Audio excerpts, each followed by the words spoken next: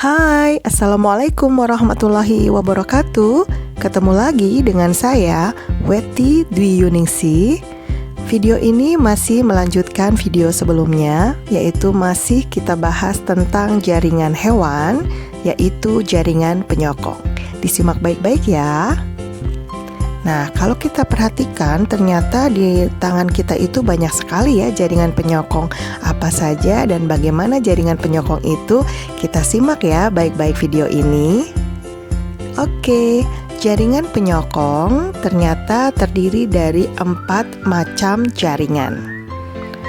Jaringan yang pertama yaitu jaringan ikat yang terdiri dari jaringan ikat padat dan jaringan ikat longgar. Jaringan penyokong yang kedua yaitu jaringan adiposa, yaitu jaringan lemak yang terdapat di bawah kulit atau subkutanea.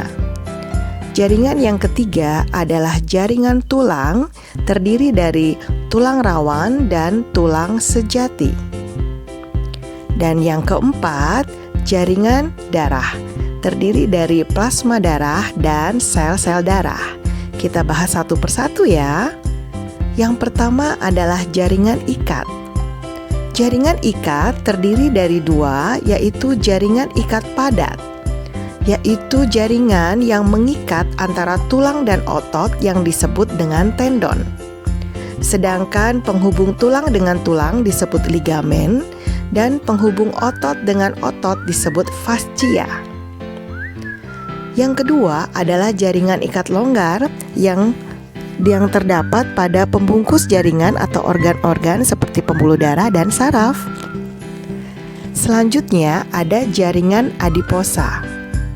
Jaringan adiposa adalah jaringan lemak di bawah kulit atau subkutanea.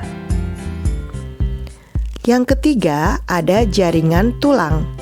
Jaringan tulang terdiri dari 2 macam. Yang pertama adalah tulang rawan atau kartilago, terdiri dari 3 macam.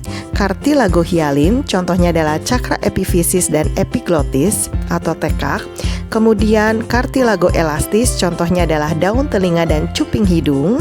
Dan kartilago fibrosa, contohnya ada pada vertebrae atau tulang belakang. Yang kedua adalah tulang sejati atau osteon. Nah, sel tulang sejati kita sebut sebagai osteosit yang terdapat pada lakuna. Kemudian hubungan antara lakuna satu dengan yang lain namanya kanalikuli yang disebut dengan sistem Harvest. Selanjutnya yang keempat adalah jaringan darah. Darah terdiri dari 2 macam, yaitu plasma darah yang berfungsi untuk mengangkut sari-sari makanan. Nah, yang kedua itu ada sel-sel darah. Sel-sel darah ini terdiri dari 3 macam. Yang pertama adalah sel darah merah atau eritrosit. Pada eritrosit terdapat hemoglobin untuk mengikat oksigen.